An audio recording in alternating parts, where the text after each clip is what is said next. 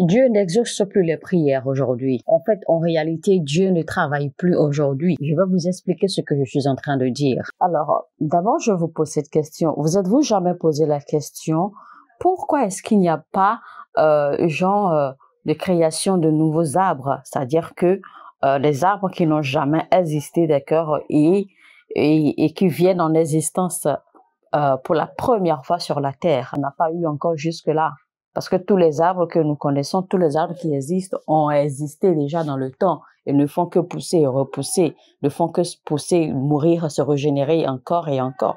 Donc, il n'y a pas de nouveaux arbres, c'est-à-dire que une nouvelle espèce d'arbre, d'accord, qui soit créée encore aujourd'hui. Pareil pour l'être humain. Avez-vous déjà vu une nouvelle espèce ou une autre espèce d'être humain, d'accord, qui soit créée, qui apparaisse de nulle part aujourd'hui?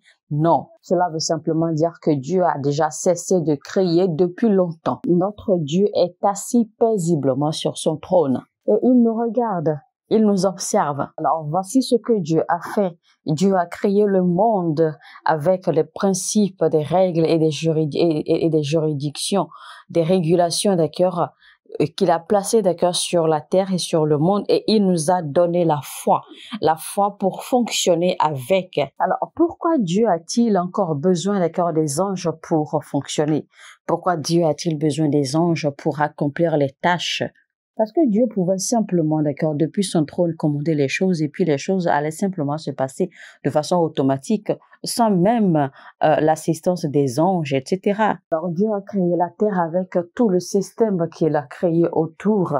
Donc Dieu attend de nous, d'accord, d'utiliser les armes qu'il nous a données, les éléments, les instruments qu'il nous a donnés pour pouvoir opérer et fonctionner, d'accord, sur cette terre qu'il nous a donnée avec tout le système qu'il a mis autour. Donc Dieu nous a donné la foi et il attend que nous utilisions la foi, il attend que nous exercions la foi, d'accord, pour en fait faire manifester les choses que nous désirons, pour mettre les anges à notre service afin de manifester les choses que nous désirons. Donc, il n'existe pas de mouvement automatique ou de manifestation automatique parce que Dieu a disposé un système par lequel toute chose peut être faite, toute chose peut être accomplie. Si je vous pose la question de savoir si Dieu vous a donné votre bain aujourd'hui, vous allez me dire non, parce que vous avez pris votre bain tout seul.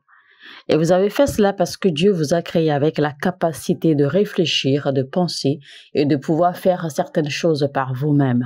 Mais le problème que nous avons aujourd'hui, c'est que beaucoup attendent que Dieu fasse les choses pour eux. Beaucoup attendent que Dieu agisse pour eux. Mais il faut savoir que Dieu n'agit plus aujourd'hui. Dieu n'a plus d'action à faire aujourd'hui. Dieu n'a plus rien à créer aujourd'hui. Parce que Dieu nous a donné le cerveau, l'intelligence et la foi à mettre en pratique. Donc, quand les gens ont des problèmes aujourd'hui, quand quelque chose se passe, eh bien, l'on tourne facilement vers Dieu, on commence à pleurer.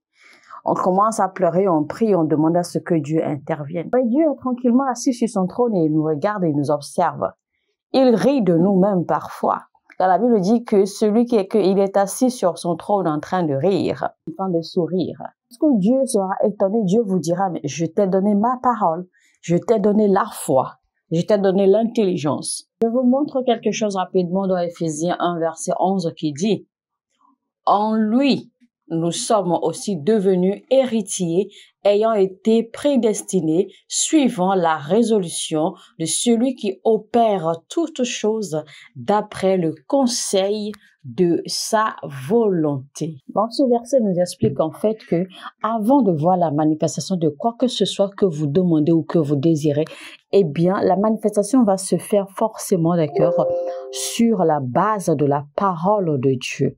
Donc, avant que Dieu ne réagisse ou bien avant que la gloire de Dieu ne se manifeste, eh bien, Dieu va regarder si ce qu'il veut faire, si sa parole s'accorde à cela. Avant tout, parce que la Bible nous dit clairement ceci, il est écrit clairement, et que prédestiné suivant la résolution de celui qui opère toutes choses d'après le conseil de sa volonté. Sa volonté, c'est sa parole. D'après le conseil de sa parole. Donc, ça veut dire que Dieu fait toutes choses selon sa parole, selon la parole qui est écrite.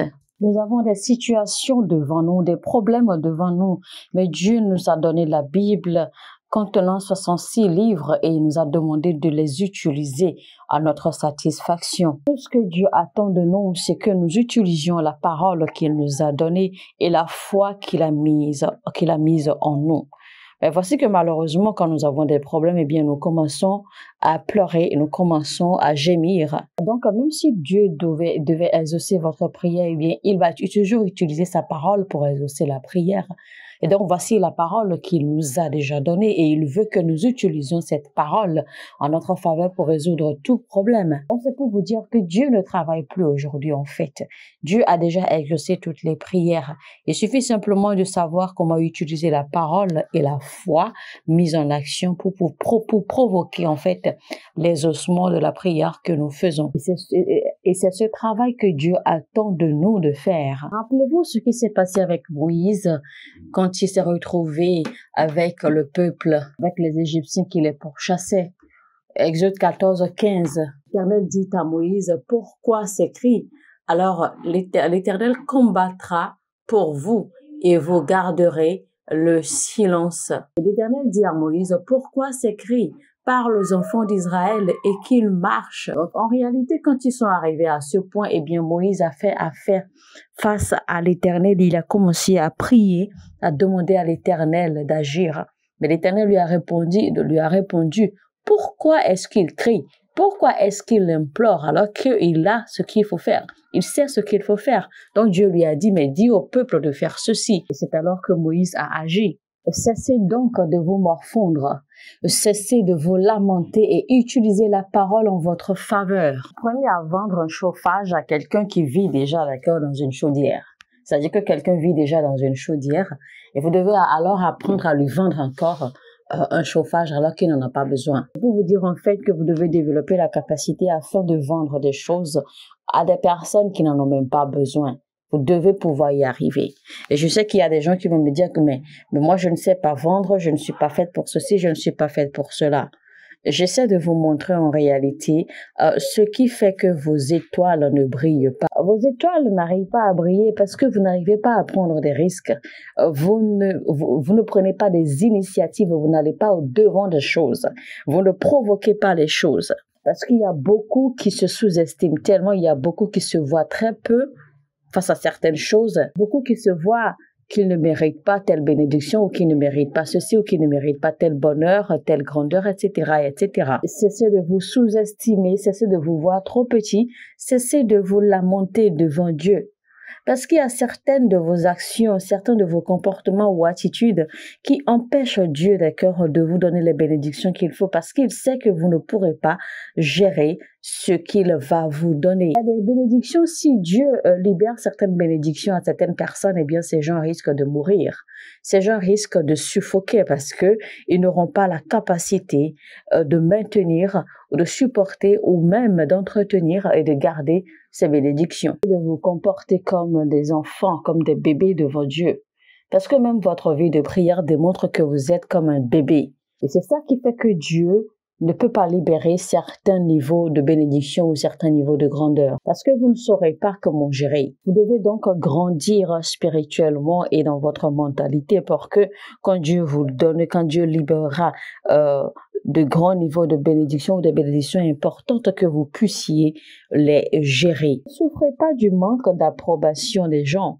Peu importe ce qui se passe autour de vous, et peu importe ce que l'on pense de vous, peu importe comment l'on vous regarde, parce que nous parlons ici de la vie réelle et ses réalités. Alors, mesdames et messieurs, c'est donc tout pour ce message. C'était toujours la suite de notre message, développer sa capacité, toujours avec le prophète Hubert Angèle.